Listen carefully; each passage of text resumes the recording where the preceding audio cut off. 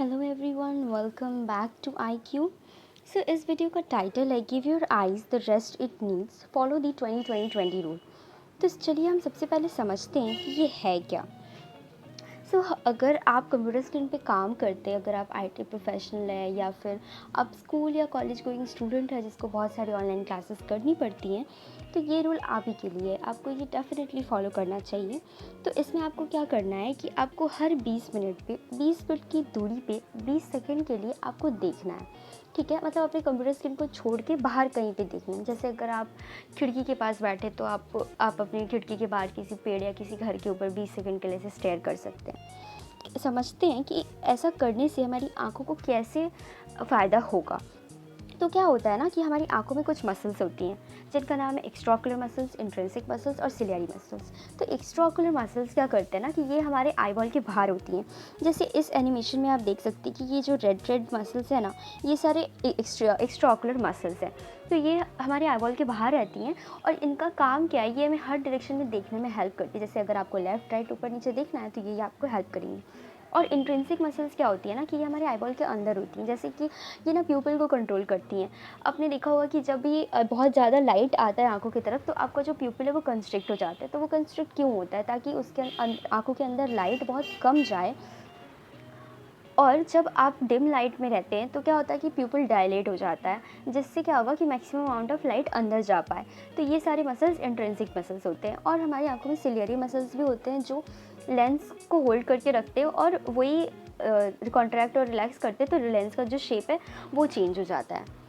तो ये सारे मसल्स का काम क्या है ना कि हम अगर कोई क्लोज डिस्टेंस पे अगर कहीं देख रहे हैं, जैसे कि हम पढ़ाई कर रहे हैं या फिर कंप्यूटर स्क्रीन पे काम कर रहे हैं, तो ये सारे मसल्स हमें फोकस करने में हेल्प करती हैं। अब आप और देखिए, जब अगर आप थोड़ी देर के लिए कहीं और देख रहे हैं ना, डिस्टेंट पे, दूरी पे, तो क्या होगा ना कि इनको जो थोड़ा रिलैक्स होने का मौका मिल जाएगा। अगर आप बहुत देर तक नियर वर्क कर रहे हैं ना, तो ये इसमें क्या होता है कि इनको ना कॉन्स्टेंट कंस्ट्रिक्ट ये लोग रहते हैं और जिनकी वजह से इनको रिलैक्स होने का टाइम नहीं मिल पाता है। तो ऑब्वियसली अगर आप 8 घंटे काम कर रहे हैं तो फिर क्या होगा कि इनको ज़रा सा भी रिलैक्स होने का मौका नहीं मिलेगा।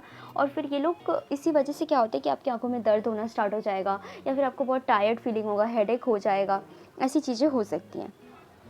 तो अब देखिए इस इमेज में देखिए कि जैसे जैसे आप ये डिस्टेंट पे देख रहे हैं तो क्या हो रहा है कि आपका जो लेंस है ना वो रिलैक्स हो रहा है, और जैसे जैसे आप नियर पे देख रहे हैं ना तो लेंस आपका क्या है ना वो बल्ज हो जा रहा है। तो इसीलिए थोड़ा देर के लिए अगर आप बाहर कहीं देखते हैं तो आपका लेंस और बाकी सारे मसल्स को भी रिलैक्स होने का टाइम मिलेगा। सेम इस इमेज में भी वही एक्सप्लेन किया गया है।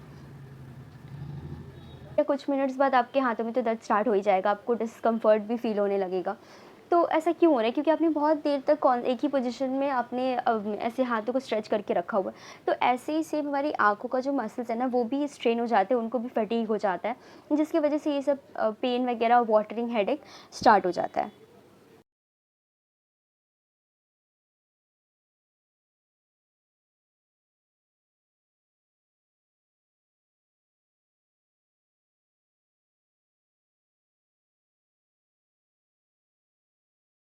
इनफैक्ट अगर आप ये रूल फॉलो करते कुछ टाइम तक तो आपको खुद ही फ़ायदे समझ में आ जाएंगे। तो ये सब करने से आपके मसल स्पैज़म नहीं होंगे, सही रहेंगे। और ये जनरली ये जो रूल है ना वो कंप्यूटर विजन सिंड्रोम वाले को रेकमेंड किया जाता है ताकि वो अपने आंखों को रिलैक्स पोजीशन पे रख सकें।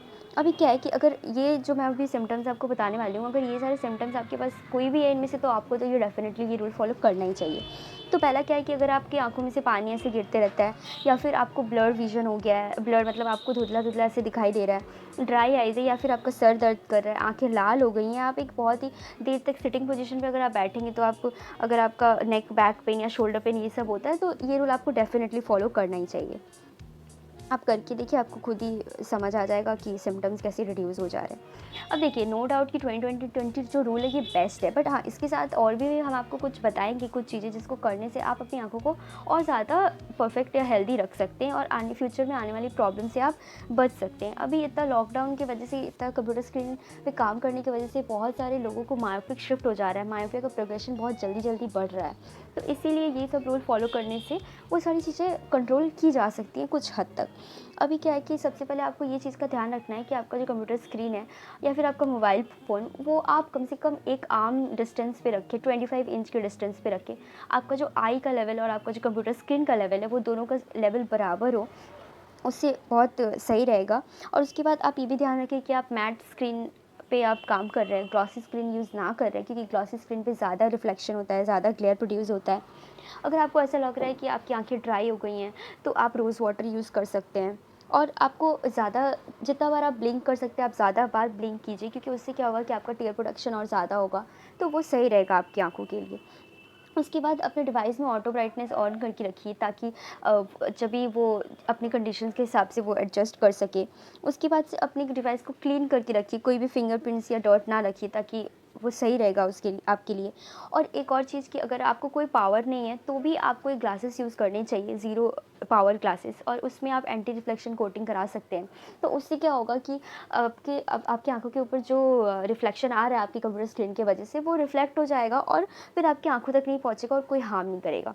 सो थैंक यू गाइज़ वीडियो को देखने के लिए। अगर आपको पसंद आया तो hit like share and subscribe, और ऐसी वीडियोस तो आती ही रहेंगी। Thank you, bye bye.